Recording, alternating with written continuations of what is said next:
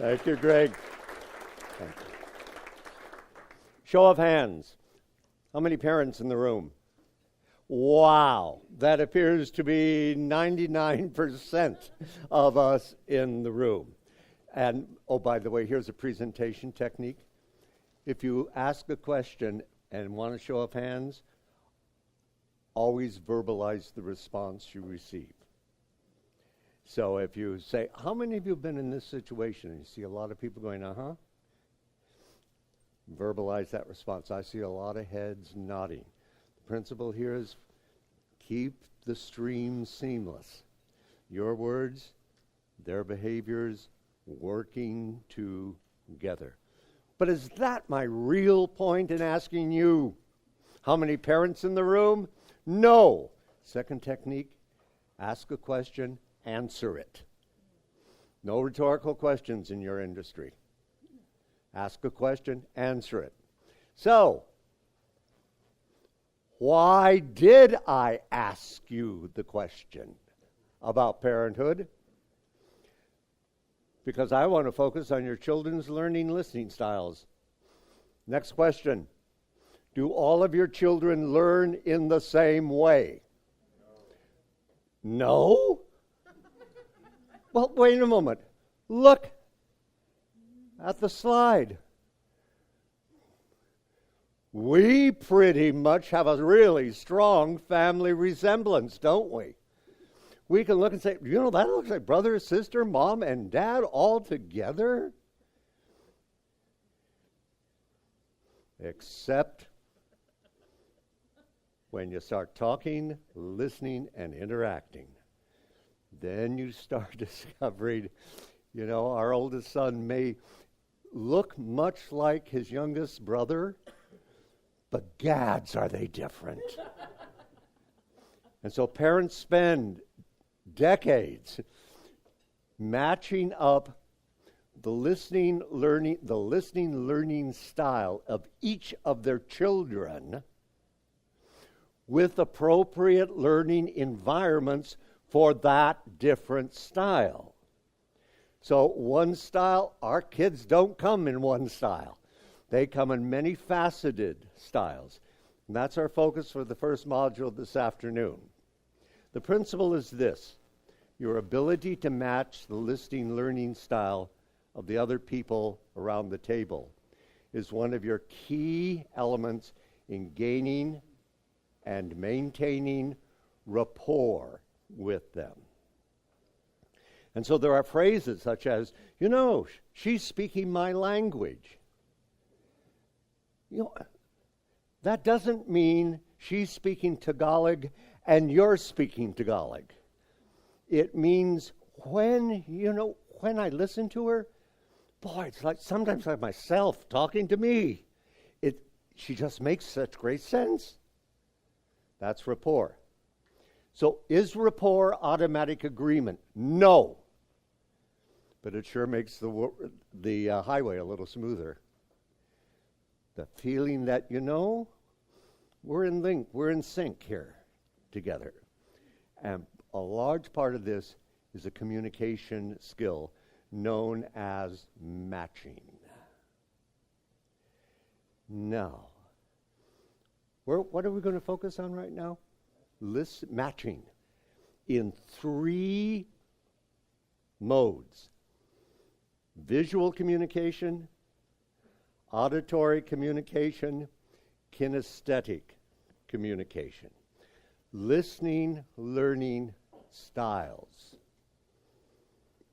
We learn in all 3 styles. Oh, sidebar. And there are a couple of other styles, such as smell and feel. And we're going to deal with feel. Thank you for mentioning it, because feel is a fascinating one, because it's actually related to the kinesthetic element. But there's a certain kind of learner, known as a tactile learner, who learns by constantly moving their hands as you're talking to them. They get a large dose of discipline in school a lot. But some of our original, not ours, excuse me, I wasn't part of this team. Some of the original studies on tactile learning children ask a group of preschoolers to go in to watch 7 minutes of cartoons. They watched the cartoons, then they went into another room and told middle schoolers what they had just experienced in the 7 minutes of cartoons. And they were great. They had the plot lines, the storylines. They could identify the characters in the cartoons, the sequencing in which the characters did certain actions. They were wonderful. Then the children went back and watched another 7 minutes of cartoons, but their hands were fastened behind their backs. And then they were asked to go in and explain to that same group of middle schoolers what they had just for 7 minutes observed and experienced. And they couldn't do it. Dramatically different. They couldn't remember the names of all the characters. They couldn't remember proper sequencing. These children were highly tactile learners. Hands constantly moving. And it's a variation of the bigger category we're going to focus on right now called kinesthetic learners. They learn by doing. And doing frequently leads to a lot of motion. I always meet them at meetings because if there's a swivel chair in the room and a kinesthetic is in it, they're going back and forth, back and forth, back and forth, back and forth. That's kinesthetic side. We all have it. It's the doing side. We learn by the experience, internalizing it. The auditory side is we learn by hearing it explained, talking, listening to other people. And the visual side is we learn by seeing it. Visual, auditory, kinesthetic. So the question, ladies and gentlemen, this afternoon is what the heck are you? Visual preferred? Auditory preferred? Kinesthetic preferred? I'm going to find out right now. Because you have all three in you. But since birth, or possibly before birth, you've been developing profiles for your preference. And we'll talk about the profile.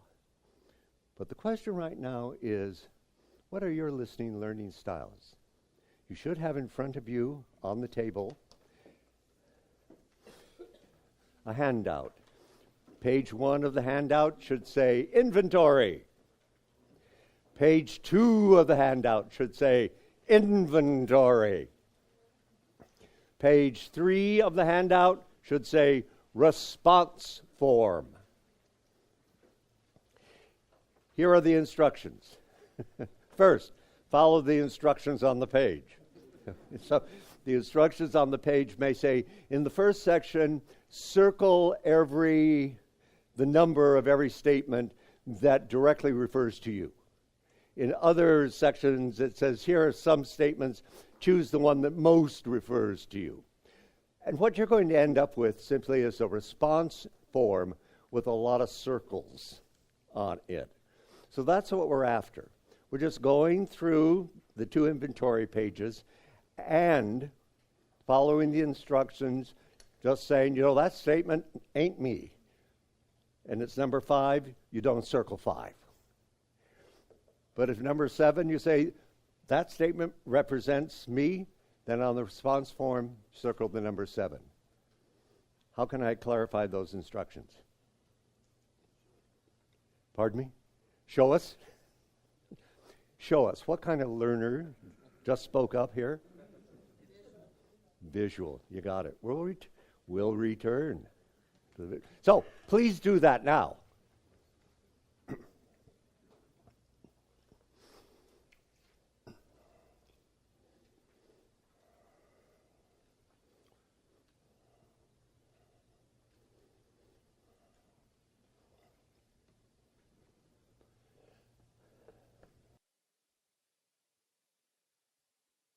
How many of you are normal? Okay, everyone's hand should be up. Okay. You are perfect the way you are. And whatever you have circled is excellent. Now, if you're still working to fill out the response form, excellent. If you have finished, please go to the response form and go down each column and add up the number of circles. So if down column 1, you have actually 4 circles, you just write the number 4 at the bottom of column 1.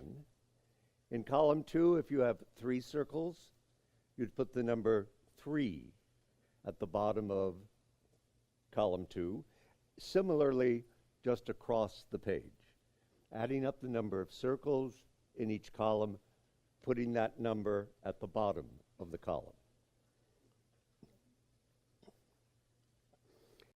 And when you've finished everything, please put your pens down and your heads on your desks. That was Sister St. Teresa, 6th grade, St. John the Evangelist, Hyde Park, California.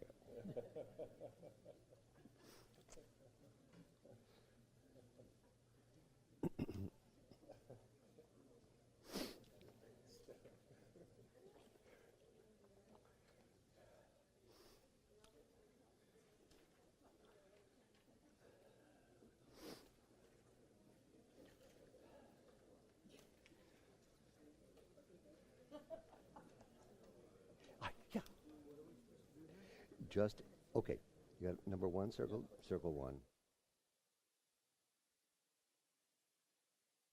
Like that.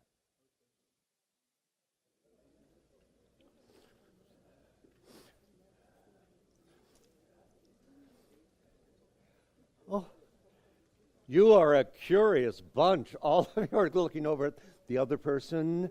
See what you got. You got that? I did not get that. How do you? We've been together 40 years. I didn't know that. Okay.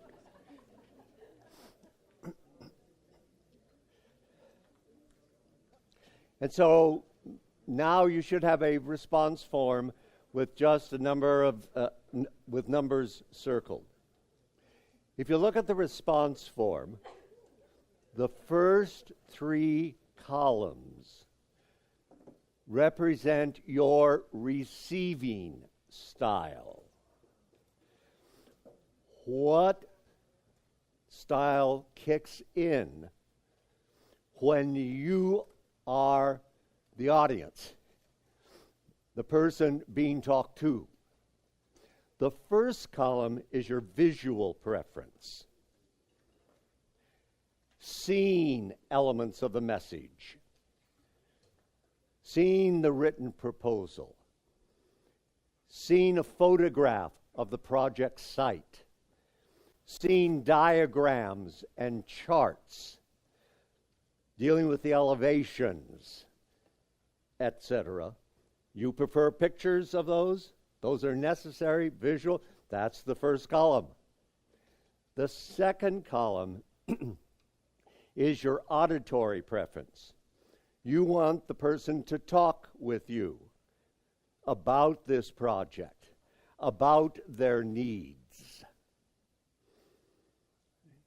You want them to talk with you. You haven't asked them to send you an email describing their goals. You want a telephone conversation with them, or you want face-to-face, they're talking with you.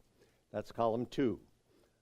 Information received by you in sound. Column 3 is your kinesthetic preference.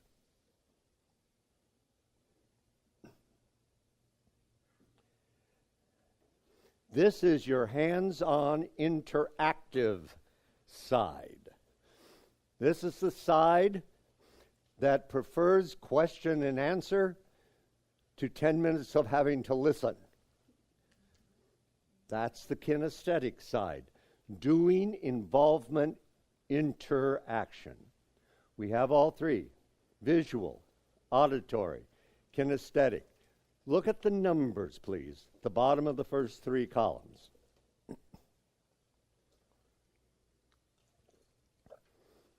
The model I use simply says the closer those first three numbers are to each other, the better.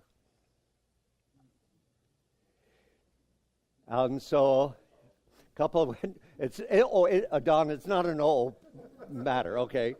But it is a matter of thinking, I may be missing out when another person's communicating to me in this mode I have 0 in. Am I making sense on this? Because this is your receiving mode. Someone just called you on the telephone, someone walked into your office. What's their sending style? And are you receptive to that kind of style as a receiver of messages? And so, when I was in the Senate on the staff, not an elected, Senate staff member, we'd go to wonderful trainings. And if we came in to the training room and we were immediately divided into small groups and told to introduce ourselves within the group and together identify the goals for the training for each of us as well as for the group, 2 of my colleagues would get up, leave, and not return. That style of organization is designed for kinesthetics. They want as fast as possible to get into the interaction. Let's do it, and then we'll talk about it, analyze it, etc. But that interactive portion, that's critical for them. My colleagues, first of all, one of them wanted to hear the lecture first before they break up into small groups and start doing something. So it's not a matter that they were opposed to breaking into small groups, which is the preferred kinesthetic activity, but they wanted after hearing the introductory lecture. The other colleague of mine always preferred the video, wanted some kind of video introduction to the concept. And so these were 2 learning styles, one highly auditory, one highly visual. And at the beginning of an interaction, if for them the whole design from the get-go was for kinesthetic preferred receivers, they said, ain't doing it, and would leave. So, look at the bottom numbers. The closer together, the better. So as I worked on the staff with my 2 colleagues, I worked a lot in helping them be more comfortable with what of those 3 receiving styles. The kinesthetic style. The closer the numbers, the better. I was working with a family group 3 weeks ago. One of second generation, who's a senior in college, got 555. So I said, if we're working together, you and I as clients, I'm going to say, you must be a phenomenal listener. You must be a phenomenal processor of other people's information, because this indicates, regardless of the style they're communicating in at that moment, you will seamlessly go with them and not stop putting up barriers, yes, but, yes, but, yes, but. And if your numbers are like 6, 5, 1, I caught it. Oh. Sorry. So it will just be between the 3 of us, right? No one else there. It goes 6, 5, 1. If you're 1 off, that means with those 2 columns, great. But the 1, we will need to work on it to help get your comfort level to be a good receiver of people who are communicating to you at the moment in primarily that mode. And so first of all, the closer the numbers, the better. As you look at them, and if you see 1 or so of these columns is more sparsely populated with circles than one of the others, the sparsely populated ones are just saying back to you, You know, you may be missing opportunities with potential clients who communicate in my mode because you don't seem to like my mode much. And you got all three in you as a listener. It starts becoming just awareness and comfort zone. Give me examples of visual forms of communication. PowerPoint, visual form of communication. Winking. Well, wait a moment. Is winking a piece of sound? No. It is movement, which is kinesthetic, but it is visual. And so visual is a form of, you've had a fascinating life, haven't you? You're absolutely right on the winking part. It's visual. PowerPoint, visual. Give me more examples. Visual communication. Pardon me? Movies are visual. Pardon me? And audio. And audio also. So they move into the other one. Unless, of course, it's silence or just pictures. But absolutely, video, the audio part comes in. Email. Okay? Pardon me? Email. Way to go. Thank you.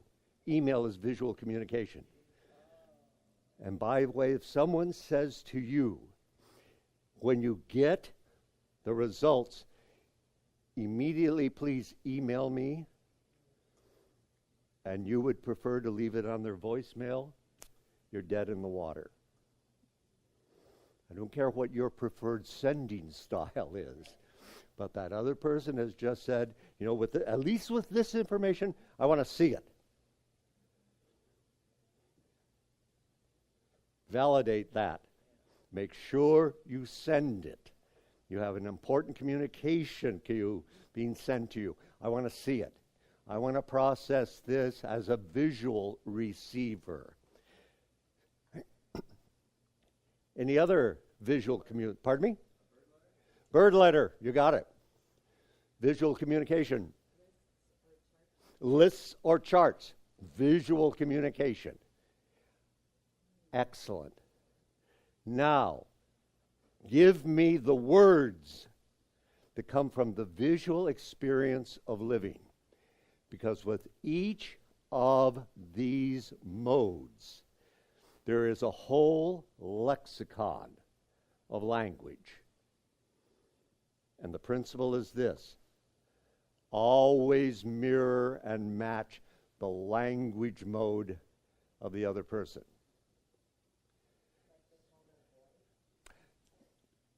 That is part of neurolinguistic programming, and if we were doing that whole workshop this weekend, we would deal also with the tone of voice. Right now, I'm just dealing with the choice of words. All right. Part? I hear what you're saying. Visual. Visual. That's auditory. But don't change. I hear what you're saying. You got it. Hear. That's the first one out. This is clear as a bell. Visual. I see the vision of it. Visual. You got a bird's eye view. It's a beautiful idea. Good. You got it. Now, if I say to Zach, thank you for giving the report at the meeting. Until you had given this report, I had thought this whole issue was black and white. It's not, is it? There's a lot of gray going on here. What mode am I sending to? Visual. Black and white, color. Gray areas, color. Visual. If Zach responds, I'm glad you're hearing it that way, Mike. We ain't in rapport. And my brain knows it. So if I say, Zach, you know, this has really changed my color sense from black and white to the tremendous gray areas on this issue. How does Zach respond to me? I'm glad you see it that way, Michael. I'm glad you get that picture, Michael. Many people miss the 50 Shades of Grey. For some reason, I just couldn't help go there. But that's visual communication. So the principle here is stay in the mode of the other person. You're receiving, you're going to respond. You realize they're in a visual mode in terms of how they're describing it, or the fact that they have just brought in 5 charts, all visual, which indicates they have at least ascending visual sensitivity. Got to have the pictures here. And so the first thing you may say is, I very much appreciate the fact that you've developed pictures and I can see this project in its various states. So that you're reinforcing the mode they've chosen. And you're speaking their language. Second column is your auditory reception.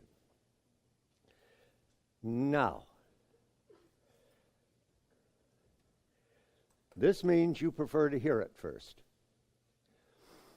Give me examples of auditory forms of expression, not auditory words or phrases yet, just examples of auditory communication. A lecture, podcast, telephone, audiobook. I have friends who don't want the video. They've gone so that even when they're home, they much prefer to have the audiobook going. Audio receivers, auditory receivers. I like to hear it. Pardon me? Music and radio, exactly. Exactly. Sound is really important. Once I really blew it with a client. He was president of an airline. And the airline was going to make some drastic changes that directly affected the pilot's life. And so I'm helping put together the presentation for the pilots. And this is part of my shtick. Okay, what will be the receiving styles operating in the room as you make the presentation? Well, I said, I think it's going to be strongly visual. I mean, there's a lot of dials. There's a lot of stuff you're constantly looking at, assessing. Boy, was I wrong. Sound was the more important element. A human voice, you can't get a human voice? There's a problem, Houston. They were more sensitive to important information, its sound, than they were important information visually. And so I prepared the first presentation, and we had a lot of visuals. Just here, pictures, graphs, charts. They hated it. They responded to all those visuals as mirror and smoke. Why doesn't he just sit down and tell us about it? This is important stuff. It's affecting our families, our lives, our careers. Let's be straightforward about it. And they wanted it in sound. Because it's tough stuff. It's important information. We want to hear it from you. We don't want to see the video introducing us to it. So receiving in sound. Now, give me sound language. Words that come from the auditory experience of our lives. I hear what you're saying. Sounds great to me. Loud and clear. It has a nice ring to it. that clicks with me. Music to my ear. There is a whole lexicon of words that come from each one of these experiences. Our job as communicators is match the other person's mode. Stay in the same mode. Colleagues of mine at the University of Washington who deal in communication-based problems in married relationships share with me they believe that 60% of communication-based problems in married relationships happen because one of the couple is in primarily one of these modes and the other is constantly in the another of these modes. You never listen to me. Okay, Gary. You never listen to me. And if the response is, I see your point, we no longer have a relationship. And both of our brains know something isn't really clicking here. We're missing in the night. And we're both good people.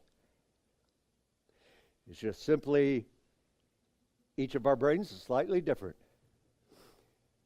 And therefore, in the morning, if someone says, "Good morning, Waylon," match my language. Repeat it. If Waylon responds, "Hi, Michael," it's not hostile, but he and I aren't on the same page right at the moment mentally, just in terms of language in our brains. So when someone says good morning, you say back good morning. Someone says hi, you say back hi. So the brain is constantly processing, we're in sync, we're compatible. This is not a matter of, boy, he's hostile. It's a matter of simply, I feel real comfortable with this person. Listening to them as they respond back and forth. It's my kind of language. It's my kind of image. And as people change modes, you as a receiver listener need to switch also. Third column, kinesthetic. This is the hands-on. These are let's do it. All right. In your firm, there's 6 people. The kinesthetic listeners are the ones who will interrupt you 4 seconds into your state of your remarks. You're talking and now they're interrupting you. Do not get ticked off. That very likely is a kinesthetic sender. Because the way they learn is by directly interacting. So they're the first ones to offer questions, to come up with, and frequently it's during your presentation. You haven't finished yet. That really ticks me off because, as I've shared earlier, Sister Madeline would not allow anyone to interrupt during her presentation. You waited till the end. That's ingrained with me since the 8th grade. But kinesthetics, that's not their style. And so they're the ones that learn by interacting. They're the ones who will get in our face because they're trying to figure out what you're made of. And they will come close, and they will even sometimes touch us as they interact with us. And by the way, if you have a high kinesthetic sender who's a strong type A personality, you actually will want to slug them in the nose at some point because it sounds like they're attacking you with their Doc Marten boots, just implanting in our face and going forward. But that's their sending style. The question becomes, how compatible with kinesthetic senders are you in your kinesthetic dimension of receiving? And so, the kinesthetic is face-to-face. The kinesthetic wants interaction with you. Q&A is one of the most natural forms of interaction in a business meeting. If they have a type A personality, they're going to be in there really early during your proposal. And so it becomes a tug of war with kinesthetics. How to respond. They also want a lot of stretch breaks. And so with kinesthetic receivers, you've got to work it out maximum 15 minutes. Because that's about all they can take before they have to do something. That is interact, walk up, walk around the room, etc. So, I'm coming your way. Zach, you and your team need to get a handle on this issue. What mode am I in? Kinesthetic. Right? I am direct. I'm eye to eye. And my image words need to get a handle. Give me an example of how Zach needs to respond to me. I'm on it. Kinesthetic. You got it. I'm on it. I got it handled. You can repeat it. Pardon me? I've got it for action. I will what? I'm on top of it. Kinesthetic. All of that. You got it. That's the way to respond. I've got it covered. Shadow, buzz off. Okay? Stay in the same mode. And so, look around your office. Look at potential clients, people in the community with whom you work, with whom you need to build good relationships, both business and community-wide. Match their style. And the easiest way to do that is simply listen to their language. Visual, auditory, kinesthetic, receiving. Our job as the receivers of a given communication is simply smoothly, seamlessly move into the listening style in which they are sending their message. If they're sending their message with kinesthetic imagery, and you begin by saying, well, I hear what you're saying, they'll come back at you stronger. If you, however, start with something like, I feel as if this is a very strong position. The feeling is kinesthetic. You know, I'm feeling a really large amount of pressure right now in my gut. This is really powerful. This is really moving. And you're staying in the kinesthetic mode because they've been in that mode. Good, sir. Is it possible to say, for example, your team to get that kind of direction as well? Is there any way for someone to kinesthetic to change the way they behavior but really mean it and feel it? Or you stuck like that? Are you the sender or receiver in your... Has nothing really to do with me, but I have a friend. Okay. Okay. Oh, I have a friend who's a sender in a kinesthetic mode. Now the rest of the question is? Is there any possible way to give feedback or direction in another sense and really mean it and feel it and be like, oh, this is what's the feel? Is there any other way? How do you respond to him in a way that helps him change? Well, no, if I want to deliver it in a different, if my friend wants to deliver his feedback,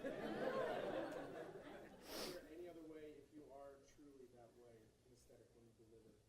Is it easier to use other forms? Is there ways to do that without it being disingenuous? Is there a way to change forms without being disingenuous to who you really are? To feel it to be real? Yeah, and we'll all start up here. And I may not be giving accurate language for the situation, the hypothetical situation that's being presented here, but somehow mentally I need to change if I'm that kinesthetic, and 3 of my teammates realize, when he presents, he really lowers our chance of getting a contract or agreement. Then it has to begin with changing his brains or her brain cells. And so the point begins if it's a guy or a gal, you use the first name and just say, I don't know anyone more powerful in how they present an idea than you, Jake, or you, Jan. But what I'm noticing is it may be a little too powerful for some other people to hear at this moment. I do think they need to hear it. But I think we don't want to blow them out of the room. We want to keep it in the room. Am I making sense here? Right, so that's the way to start raising awareness. Because a lot of people, they've always done it this way. And no one's given them any feedback to, when you did it that way, boy, I think we lost $5,000 just then. And no one gives feedback to us. And with that feedback, you can also acknowledge the good things about their communication. Jake, you are one of the most direct communicators around. And there's great value in that. Because people get that really clearly. What they may not at the moment be comfortable with is the power with which you're presenting it, or the language choice. And so it all begins up here. I hope I gave a response that has some kind of in the ballpark reality to it, but it begins in people's brains. The one I was least comfortable with always has been the kinesthetic. I much prefer the lecture. It's the Q&A part that I had to develop my skills at. And that's as a receiver of message, that means the ability to listen actively before I open my mouth up to respond. And there's a hand up over here. So if a person is that way, do you feel that they have a harder time than receiving that kind of information? So if you were to go to them and say, like, they can express to them, mentally or personality-wise, are they going to be able to handle being told that? Or are they going to be able to ignore it? Did everyone hear the question? No. Okay. Given the example we've just been sharing, will they be able to switch? Take the criticism? No matter how well you might eloquently tell it to them, are they going to be able to take it? An excellent question, and the answer rests in what's their receiving profile? Right. I'm going to take a sidebar here. Look at your last 3 columns. Are the numbers identical to your first 3 columns? The answer generally is no. When we first started this research, we thought everyone would have one dominant pattern, one preference. Brain research and 35 years of following around highly successful communicators has indicated this. Most of us have one profile for receiving information, but it's a different profile for us when we're the sender of the information. And so how receptive I am to receiving depends on a number of different elements. My comfortableness with who I am, my insecurities, etc., and all the stuff up here. But it also relates to how I receive messages. And it may well be that the kinesthetic presenter hates to being on the receiving side of another kinesthetic presenter. Am I making sense here? Does that sound pardon me? It may turn out to be that the person who is a dominant sender kinesthetically, language choice, it always feels in your face, really moving, active, may not care for that kind of language choice when they're the receiver of a message, because our two patterns can be different. Right. Let's go to the middle two. Okay, that was exciting, wasn't it? Okay, yes, you're all at the middle two columns? Okay, first one is serial.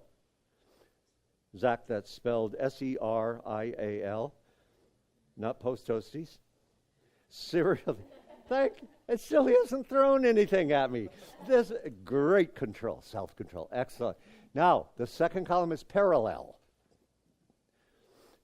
The serial column is your attention to detail column, your step-by-step analysis column.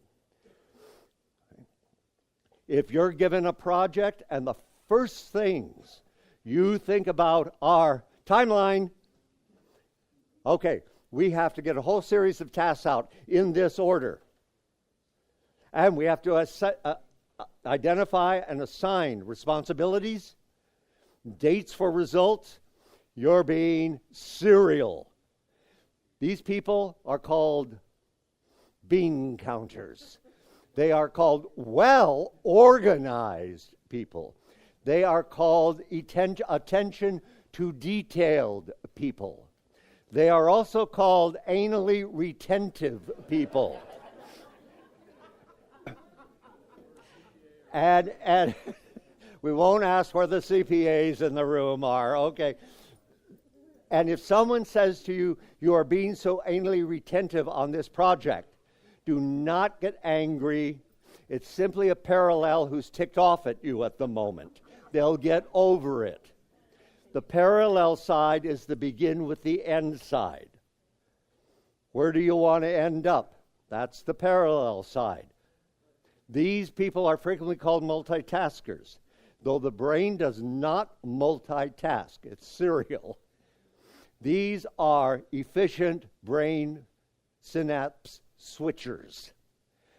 And they synapse switch so quickly that outside of them, we're going, wow, she's dealing with three things all at the same time.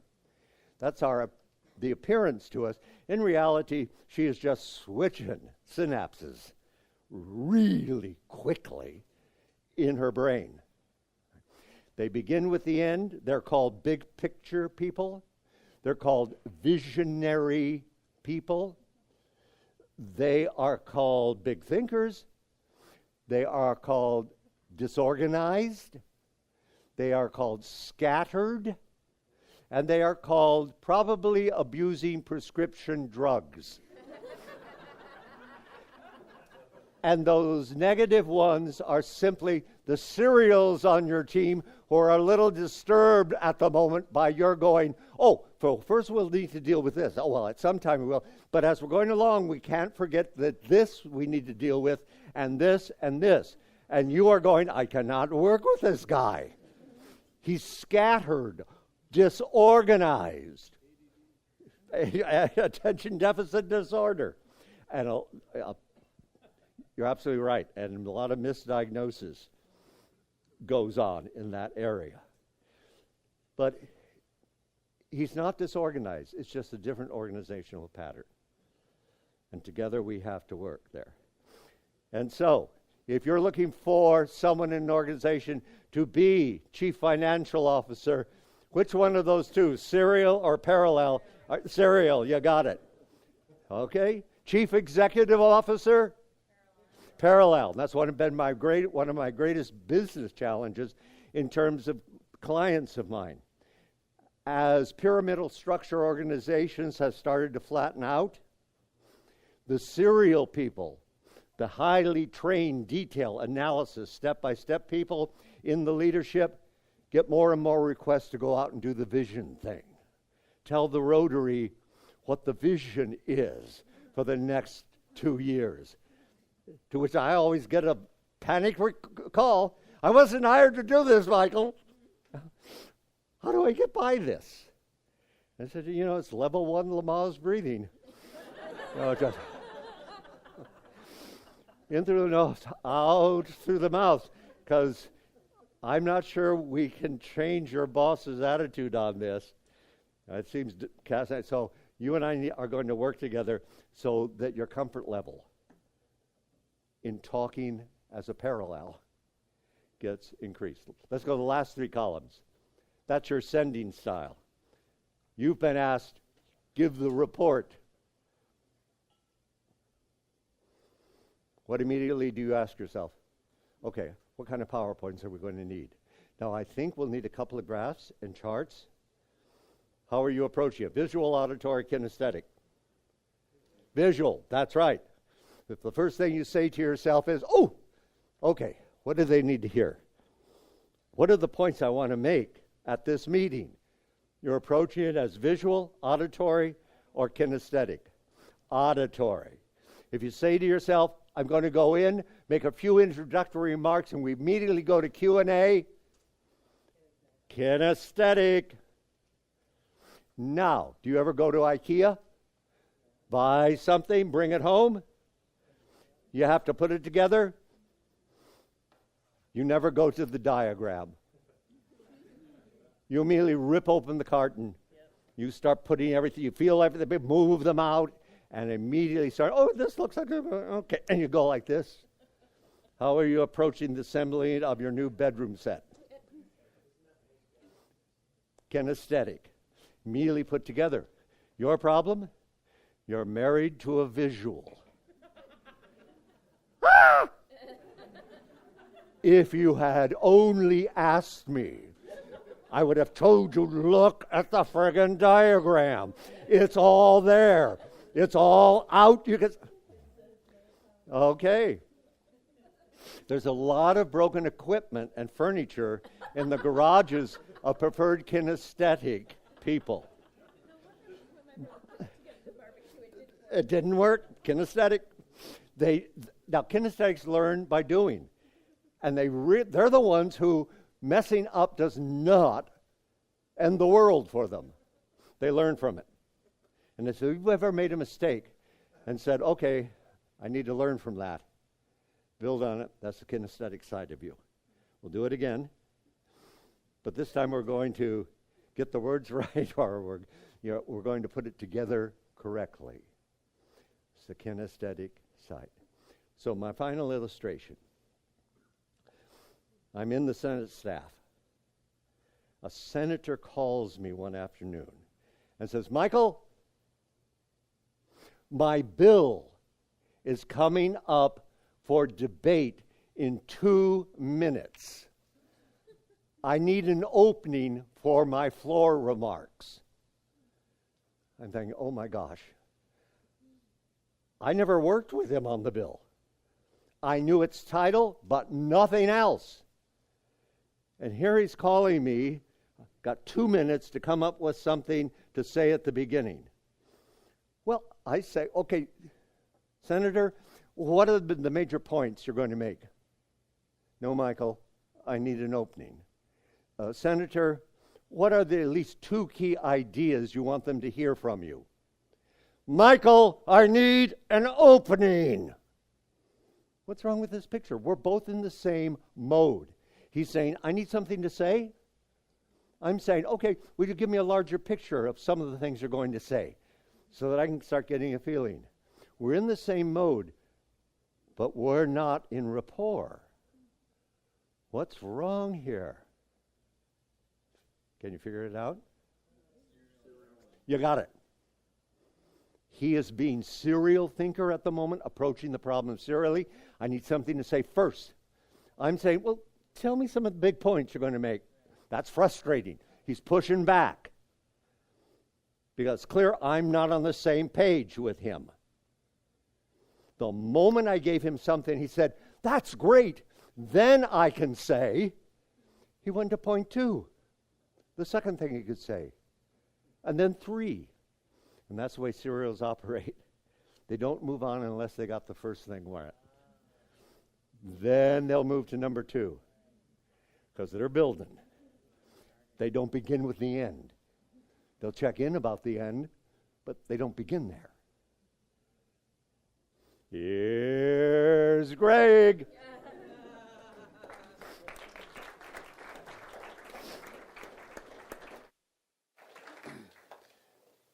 This has been such an interesting mode for me to consider over all these years. But the metaphor that I want to give you is out of ancient technology. Do you remember the CB radio? Right? Well, you want to talk to somebody on one, and you really need to say, go to a certain channel, right? It's 28, and then you can talk. Now, it's possible that if you're on 27 and they're on 28, you get a little bit. It's very fuzzy. You can kind of make out the major stuff, but the minute you click into the same frequency, things really work, right?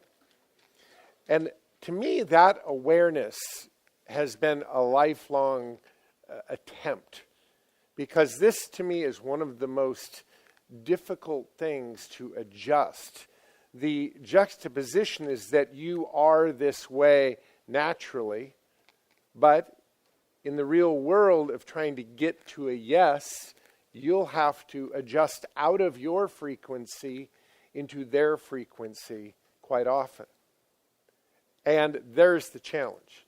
There's the challenge when you're naturally one way, to switch to accommodate and connect. Again, what is the mode that we're looking to do? What are we trying to do? We're trying to connect. We're trying to be on the same frequency, right?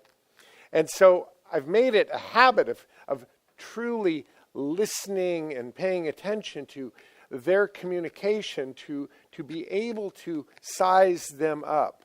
A lot of times when we talk about destination offers, we're painting a picture of where this is going. Right? We're saying, all right, we're going to package this, and we're going to say, here's where we're going.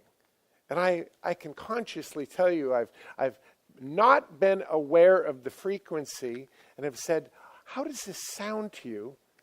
And it's just like deadpan. And I can feel that. And I'll immediately then switch frequencies. I say, let's try it a different way. Can you picture this? And all of a sudden they go, oh. It's like a light's on or it's off. So here's a story around this. And some of you have heard this, but it is my best story around this. I got a call from an informant on the street that said that this particular lady wanted to sell her property. Gave me all the details that they had.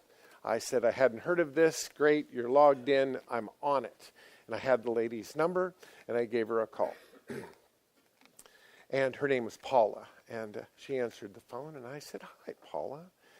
My name's Greg Pinio, and I was given your phone number from someone that we both know. And my understanding is you're considering selling your home. I believe it is a family home that you now have in Edmonds. And am I connecting? Is this something you're wanting to do? She says, yeah, if you want to buy the home, send me an offer. And it was just rude. It was just curt, to the point, no messing around. And now, I've heard that before. I've been on the phone a lot with people. But I tried to play a little judo with it. It's like, well, I'm so looking forward to doing that. Do you have time to chat about this process? There's a lot of different ways to go about this, right? I'm in the trying to build rapport mode, and she basically hung up on me and said, listen, I don't know how to say this in a different way. If you want to buy the house, make an offer, send it to me, goodbye. And I got in that it sounds like I caught you at a bad time, and I'm going to try to give you a call tomorrow, and maybe we can pick this up and create a game plan. And it was like, whatever. and this doesn't happen a lot. I'm pretty good at kind of keeping the ball rolling, but it ended right there. Well, I called the next day. It went to voicemail. I left a very nice voicemail, right? I'm wanting to pick up where we left off, to have this conversation, and da-da-da-da. Nothing. No return call. I left another message a few days later, a week later, 2 weeks later, and then I'm sitting here thinking about it, reviewing some notes, as it were, like, what do I do? And this lady is just borderline mean. But she told me what she wanted, and she gave me her style of communication. And so I thought, what the hell? I don't have anything to lose. And I picked up the phone, and I said, Paula, Greg Pinio calling. I'm looking at an all-cash, no contingency, quick closing offer that I've prepared sitting right in front of me to buy your property. If you want to know how much it is, you can call me. If not, sell it to someone else. But I've got an all-cash, no contingency, no bullshit offer that I'm wanting you to look at so that we can get this done. If you're interested in it, give me a call. If not, whatever. And when I hung up the phone, it's like, oh my God, I think I over-delivered, It's just not my style, right? But when I hung up, like 15 seconds later, the phone rang, and I see the incoming number, and I go, oh my God, it's her. And of course, I answered, good afternoon, Greg Pinio. And she goes, how much? Well, wow, the Ice Queen strikes, but I had to immediately go back to okay, if this is how we're going to do it. And I said, hey, listen, Paula, I'm an old dog. I've been at this a long time. I have never once written up a purchase and sale agreement, an offer that I haven't put in front of somebody face to face and said yes or no. And I'm not going to start playing new games today. So if you want to know what this is, this all cash, no contingencies, quick closing, no bullshit offer, you're going to give me 10 minutes. I'll drive wherever you are. I'll put it in front of you. You're going to tell me yes or no, and I'll be out of your hair. But I am not giving you this number over the phone. That's the way it is. Pass or play. What are we going to do? And she's like, I could hear her seething in the phone. It's just like steam coming out her ears. And she's like, I go, I'll come anywhere you want. Just yes or no. What is it? She's like, all right. You know where I live. Tomorrow, noon. I go, I'll see you then. Bam. God, and it was just brutal. It was brutal.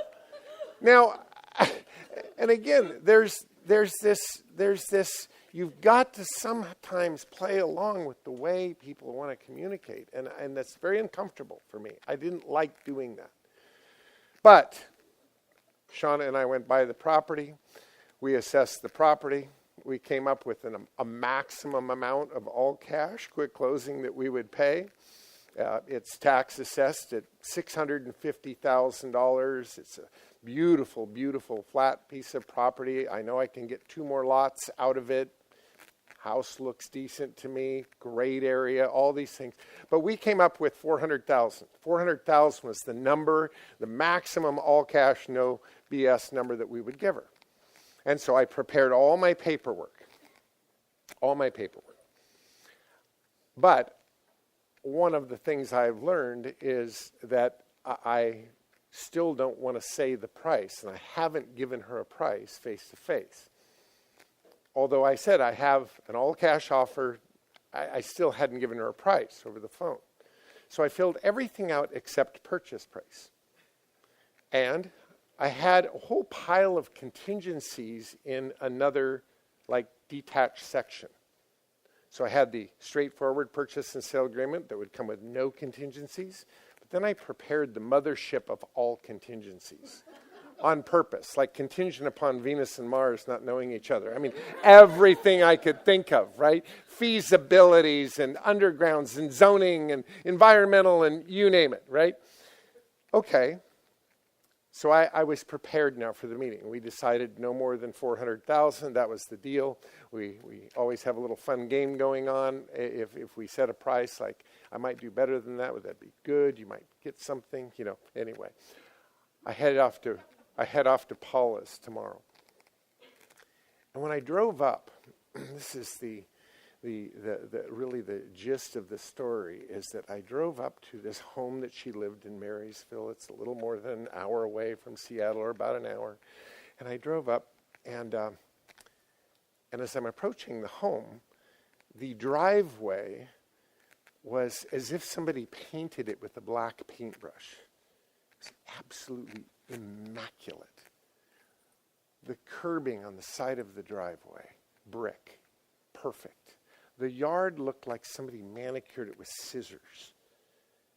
There she is sitting on the porch of this very modest but just beautiful little Rambler-styled home, maybe 2,000 feet.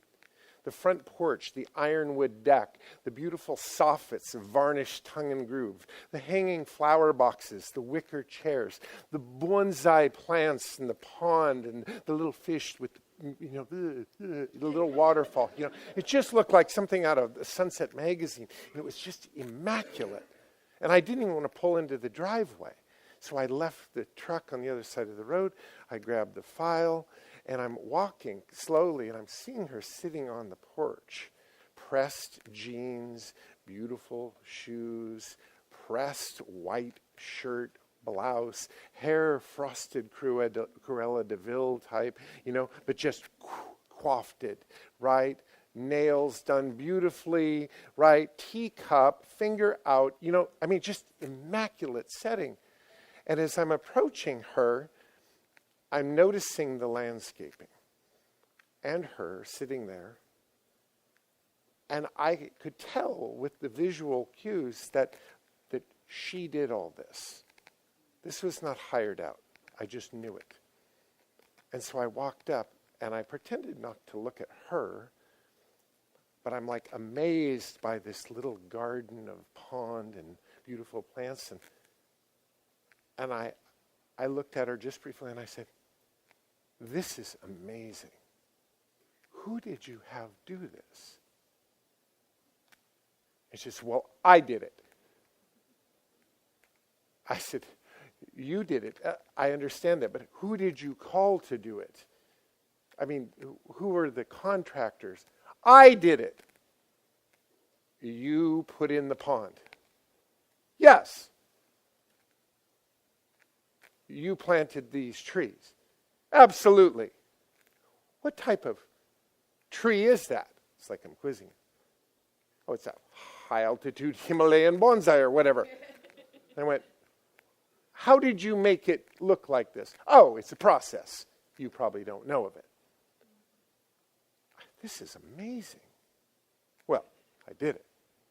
And I walked up on the front porch, and there's these beautiful things on the siding, like these like little woodworking, birdhouse, little artsy things screwed to the siding on the front porch. And I said, "Where did you get these?" She says, "Well, I made them." "You made them." "I made them." "You made them." "Like in a workshop?" "Yes." "You have a workshop?" "Yes, I do."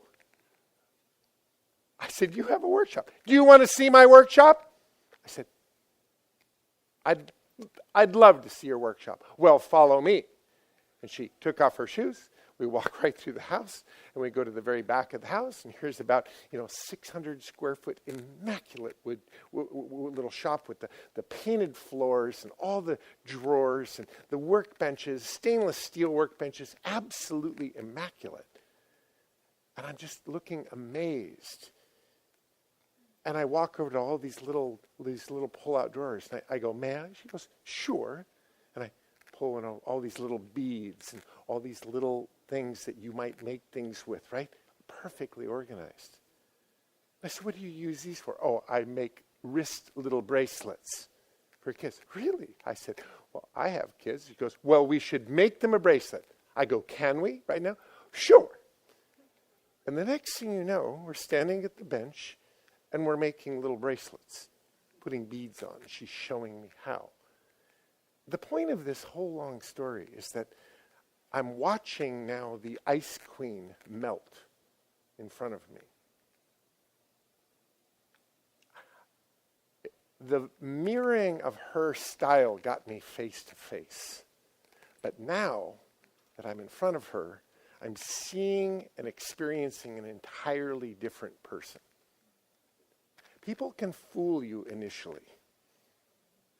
But get in their space, get some time under your belt. We call it road time. Get some road time with them, and all of a sudden you're going to discover oftentimes a very different person. You're really going to understand their language and what they're all about. I purposed to make 4 or 5 of these little things. And why? I just wanted road time. And we talked. I got her to actually laugh a little bit. It was amazing. And when we finally moved toward the home, back to the house, inside, we sat down at the dining room table. She offered me a cup of tea. I hate tea, but yes is the answer. We had a cup of tea. And she said, okay, what do you have for me? And I laid out 2 piles of paperwork. Here's one pile, here's another. Let me explain. Here's the purchase and sale agreement, all filled out. Everything's all set. You'll notice, though, there is no number in here in purchase price. Let me explain. I have 2 numbers in my head. 1, all cash, no contingency, close whenever you want. I have that number in my head.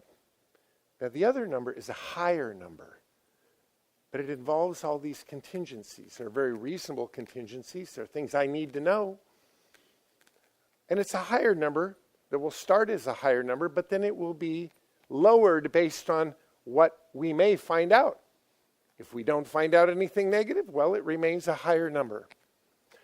Do you want the all cash, no contingency number? I have that number in my head. That's door number 1. Or do you want the higher number contingent upon all of these things? And then we'll adjust accordingly. Which one of those numbers do you want me to write in box number 1? Either attach these or not attach these. And she said, well, I'm going to pick door number 3. I said, door number 3.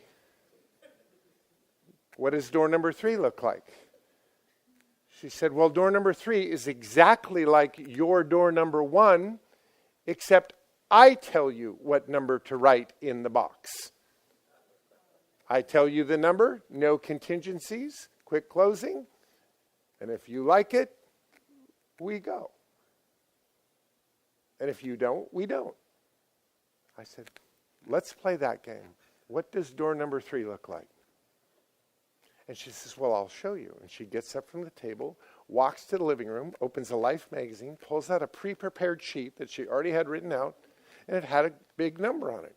And she puts it right on the table and says, you write that number in box number 1, and we're done. We'll sign it and we're done. And I looked at the number, and I said, wow, this is amazing. In the scope of the universe, this number is so close to the number I was going to put there that I guess we're done. And I wrote her number right in the box on line 1. We signed it, handed her her copies. She went to the drawer, pulled out a pre-prepared Ziploc bag with a gag mask and a key. Here you go. You'll need this with your house. Gave me the gag mask, this little sheetrocker's, dust mask, mold mask, whatever you want to call it, and a key. Here you go. It's yours now. I gave her the earnest money check, her paperwork, and we were all done. We were in sync. We were in rapport. We found agreement. The number she wrote gave me to write. Now, what was the number I was willing to write? 400,000. The number she gave me in the scope of the universe was right there at 255,000. A lot of principles in this story. The main point in this section, though, is understanding that you're going to deal with a lot of characters. And the first thing is to try to match them in demeanor, match them in mode, match them in eye contact. And when it comes to actually creating a proposal, try to put it in the mode that most represents what you've noticed they're in. And there's one that worked. If I didn't match right, I never got the meeting, right? And so getting the meeting is step one. When I'm in the meeting, I'm buying myself road time to continue to assess. And that people, on their first impression, oftentimes there's a whole bunch underneath the water, like an iceberg, that as you get in front of them, you can discover more and more and more and get to the heart of the matter, solve the equation. Let's allow Dr. Shadow to take on the next mode. We'll go from here.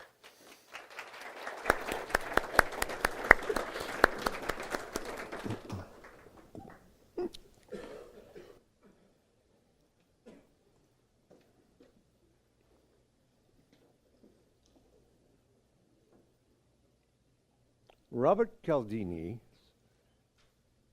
basic premise is that your persuasion is more critical than your persuasion. That your persuasion determines how people will respond to your persuasion, your proposal.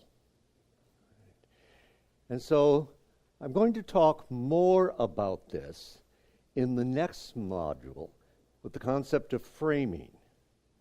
But this is the general concept from Cialdini's latest book, Persuasion. Everything is cumulative. It builds. The human brain makes connections and associations. And so Cialdini has just a wonderful series of illustrations, such as if I want to develop a warm relationship with a colleague, with a client, some of the research indicates, may I touch on that? Some of the research indicates that whether my drink is cold or warm will influence the movement of whether we go warm or not. And so, with a whole series of situations, from the first interaction all the way through the actual presentation of values, comparative analyses, etc., the most important things that occur early on are unbelievably important. The brain connects everything. The brain is a great narrative creating machine. A number of years ago, I was doing a workshop, and we dealt with aspects of brain research at that time. And someone there said, "Where the heck do facts go in the brain?" And I said, "Well, there is no section called facts. They go within narratives. These facts, these numbers are about what? What's the story? That's where the numbers get put. There's really no part for objective analysis section. Everything gets labeled by the brain. Good facts, bad facts. Oh, sidebar. Always let people know if your number is a good number or bad number. Because most of us don't know when you give us a number whether actually it's a good number or a bad number. Most of us aren't in your industry. Most of us don't have the comparisons in our brain that you have in yours, or the history and experience in our brains that you have in yours. And so as part of persuasion is before you give the number, let them know if it's good or bad. Many of my clients who give presentations frequently want to begin with a gee whiz fact, a compelling number. And I say, watch out. There's no persuasion here. You're relying on their response to that number to be exactly what they're bringing ahead in their brain. And if you haven't prepared them to feel and respond to your number in the way you believe it should be, you're at fault. You haven't done persuasion. One of the illustrations which I will share with you has to do with a group of business people at Seattle University who have come for the Executive Masters in Leadership Formation program. Now, that's an Executive Masters program in which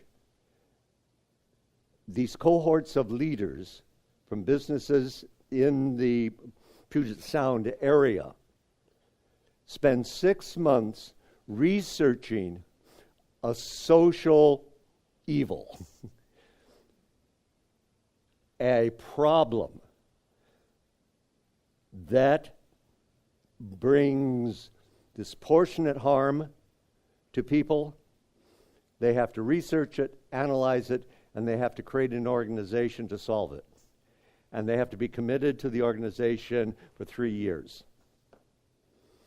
And so the first part of it is simply identifying a social need that exists in the community and get at its roots. So it's quite an intense program.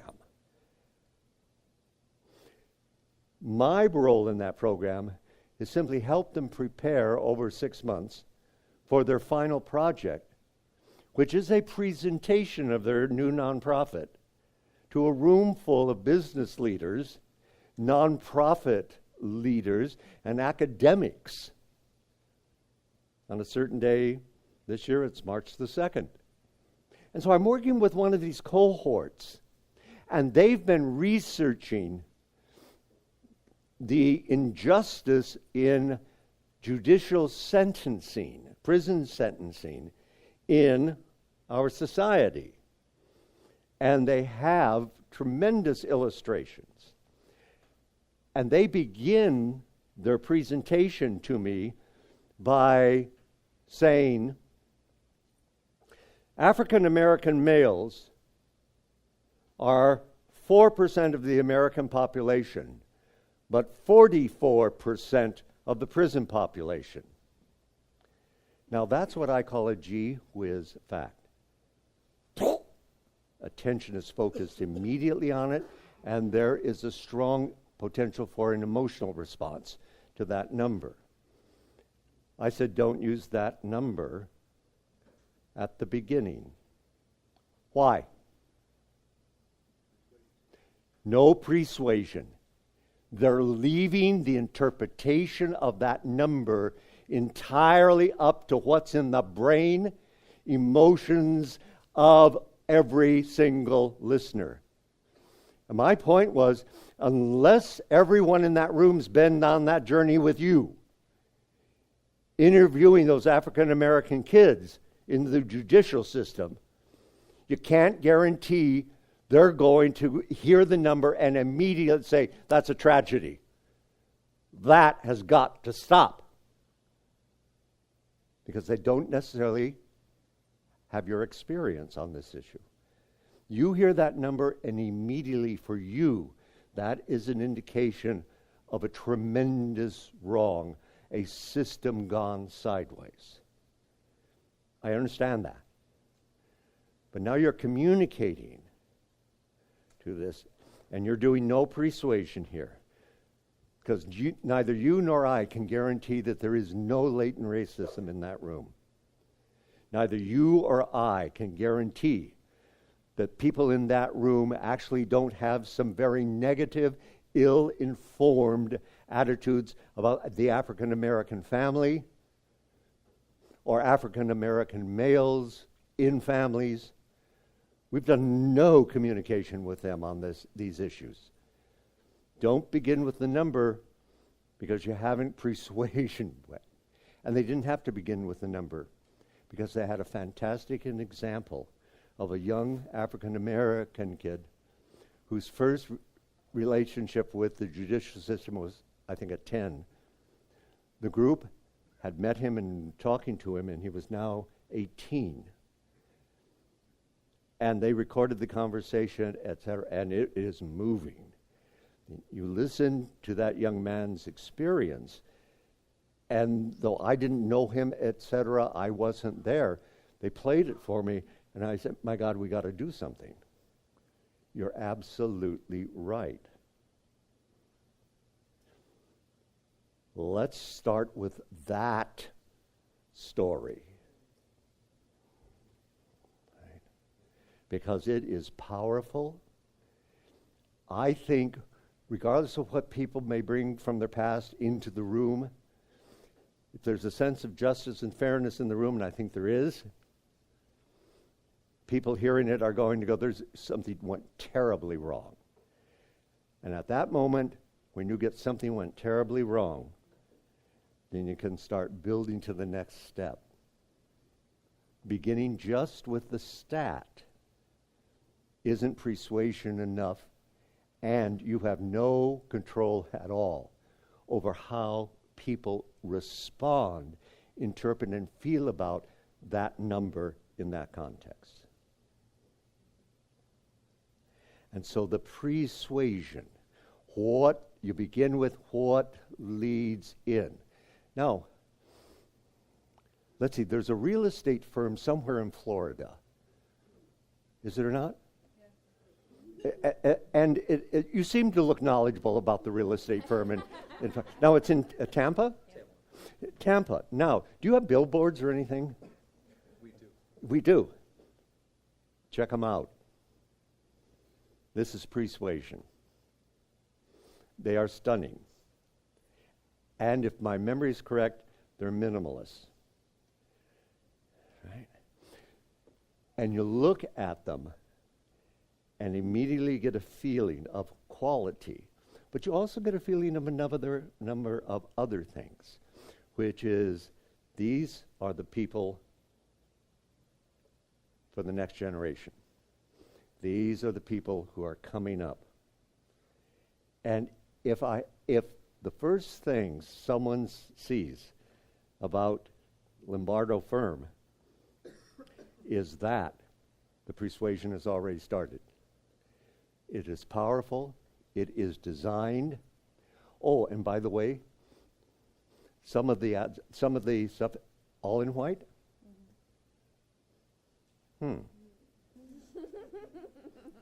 All in white?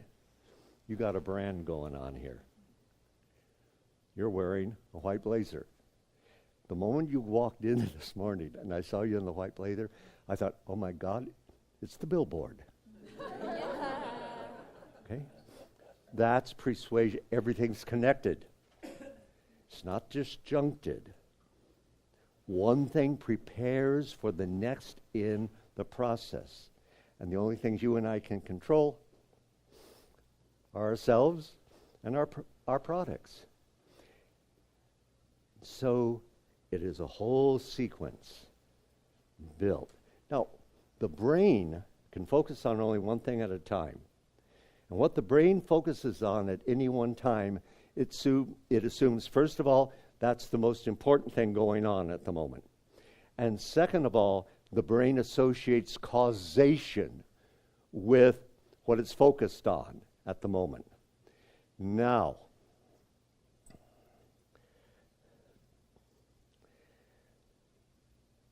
therefore, you got to get people's attention.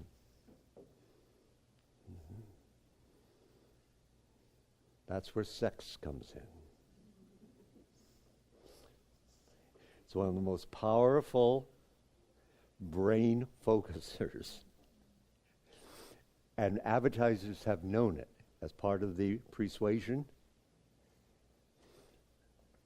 But the advertisements that focus on sex, the sexual, that work, are only the ones where the sex is associated with the product.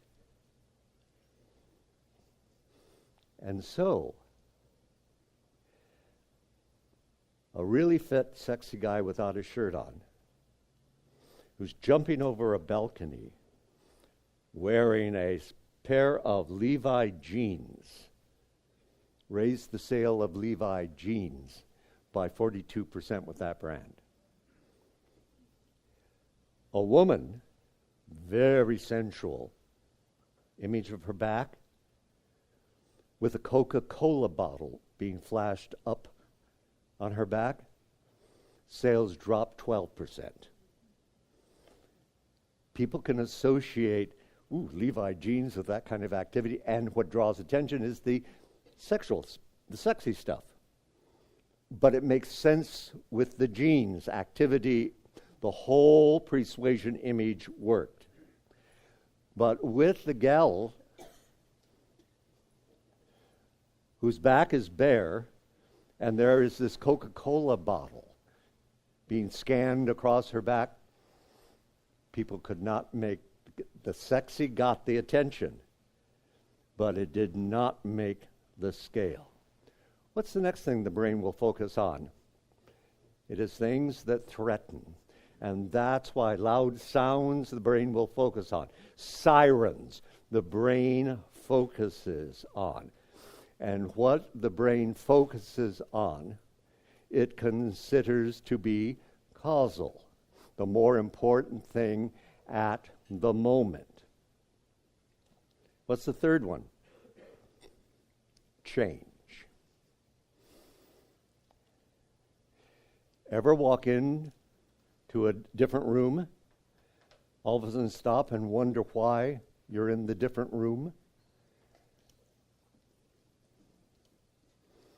That's the brain. It remembered what you wanted in the other room. But the moment you change the context, the brain focuses on the new stuff, and the old stuff is back there. Am I making sense on this? Right? So change draws attention to itself. Right? And if you're trying to bring something forward into the change, you better dramatically bring it forward, because the brain will focus on it. I'm working at the moment with communities who are dealing with police camcorders. And we've just had a report, 3 different reports, 3 different, I apologize. Got your attention, didn't I? We changed delivery. I paused. You came in. Now, why did I do that? Now, police department and camcorders. So, if the camcorder is being worn by the police officer, which is getting a lot of attention and advocacy these days, watch out. Because the camcorder will focus on what's over there. And the brain of everyone on watching the television recording of this would put causation on what's over there, not on the officer. Right? And so this is a great challenge, and it is being borne out by all of the brain research. That once, the brain focuses here, this gentleman's the more important thing in my mind to any of you. You've always been important, but right at the moment, you're less important, Bo. You got it. All right. He's important to me. We have a camcorder here.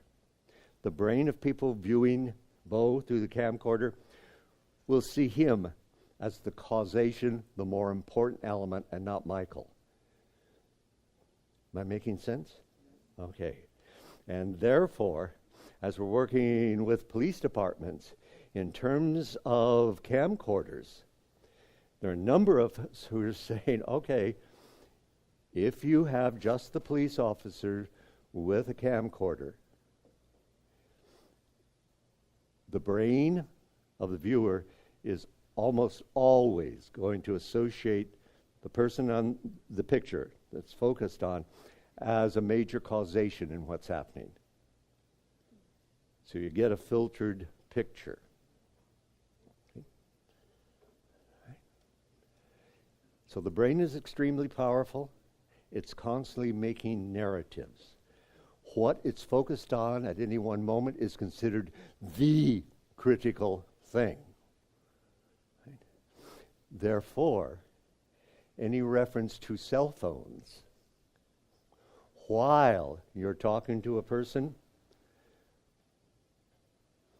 your brain will make the cell phone the more important element and not the other person. And also the other person will pick that up. What's next? What magnetizes, draws, enlarges? Language can magnetize, verbalize, bring emotion in. The way you describe things focuses the brain's activity. So, metaphors, similes, magnetize the idea and draws the brain in.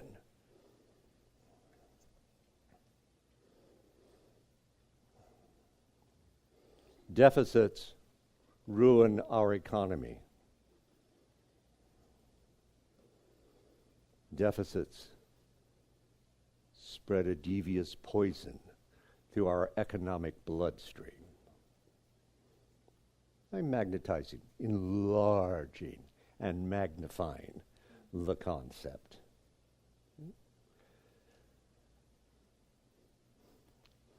Would you hire me? Thank you for the rousing. Okay. Well, for me, that's an excellent question. Would you hire me? Well, a lot of people at one point in my life seemed to say no. Yet they liked me a lot. Yet they supported me and thought I was quite good at what I did. Why then didn't they hire me? Because of my frame and my story. And so, what's the first thing you ever hear about me?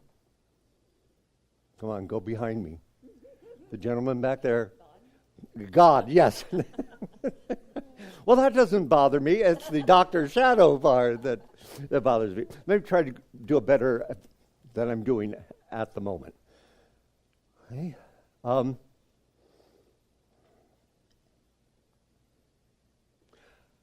A group of political staffers came to me when I was on the faculty at the University of University of Washington. I was here on the West Coast already. And they said, we hear you're pretty good at helping people develop effective presentations and effective arguments. And I said, well, great, I'm glad to hear that. He said, we'd like to hire you to do some training for our political candidates. I said, well, wonderful. Right? And he said, we can't do the hiring. The candidates themselves have to come together and vote on who to hire. But we're having a big meeting in Virginia in about 5 weeks. We'd like you to come attend and talk to our electeds who are going to run for re-election. I said, wonderful. Let's do it. I show up to this room full of elected congresspeople.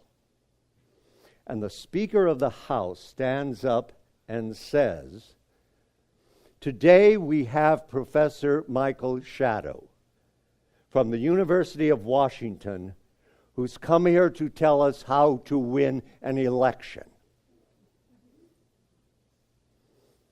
Aren't you impressed? No, they weren't. I stand up in front of them and I said, I've reviewed your voting record. It's socially excellent, I think, and fiscally responsible. And so, if you choose to hire me, I'll do anything I can to support you in winning re-election. Well, I'm saying those. Now, do those words sound hostile to you? They surely I didn't think they were hostile. But while I'm sharing them, a member of Congress stands up and at the top of his voice screams, "I don't have to sit here and be lectured at," and stomps out of the room. How was my persuasion? Relevance to the listener? Analyze it for me. Did the Speaker of the House lie? No, everything he said about me was absolutely true. But it was totally an irrelevant truth to those people.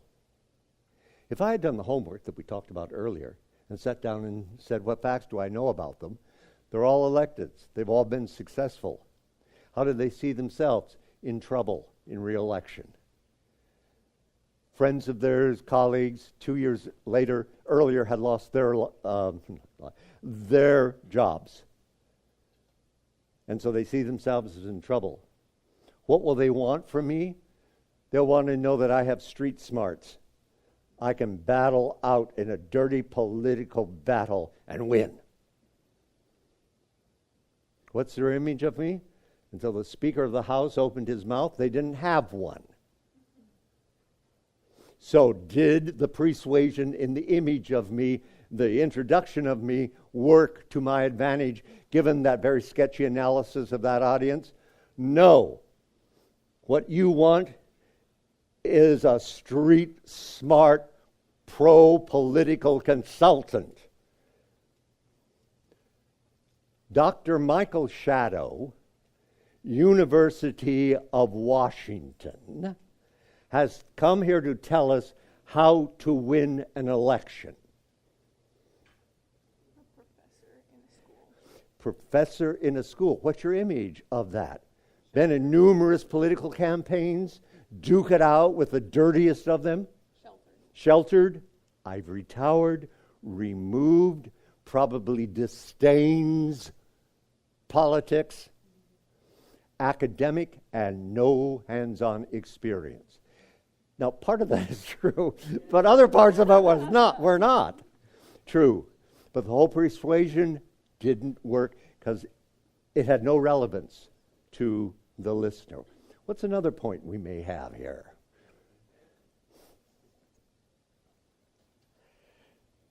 They wanted to finish unfinished business, which is what? Actually, in this situation, it was get reelected. Right. And my persuasion did not help them do that. There was none of it. Now, how about the mysterious? Where does that work in? They didn't know me, which could work, except the moment they heard PhD, Dr. Shadow, I no longer am mysterious. Because I got put into a box with a lot of clarity and no mystery to it. So, what if the introduction had been, today, we have a person with us who's been in 12 political campaigns and has won 11 of those campaigns. Today, we have a person with us who has gone directly against the people, consultants, our opponents have hired to go against you. And today we have a person who not only knows what our opponents are going to do, but he knows when they're going to do it.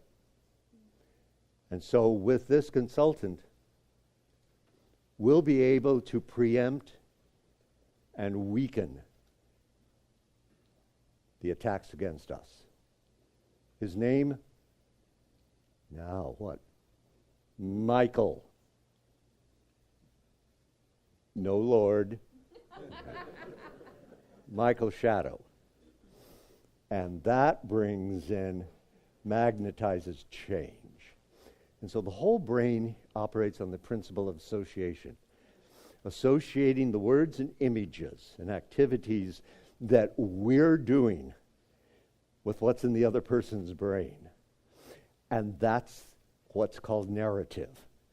The constant association for narrative. And so things I'm familiar with are the things are important to me. The things I have positive associations with, can you build on them? And so in the next module, we're going to take this a little farther and talk about associations, framing, and story. But now, it's a Pinio moment.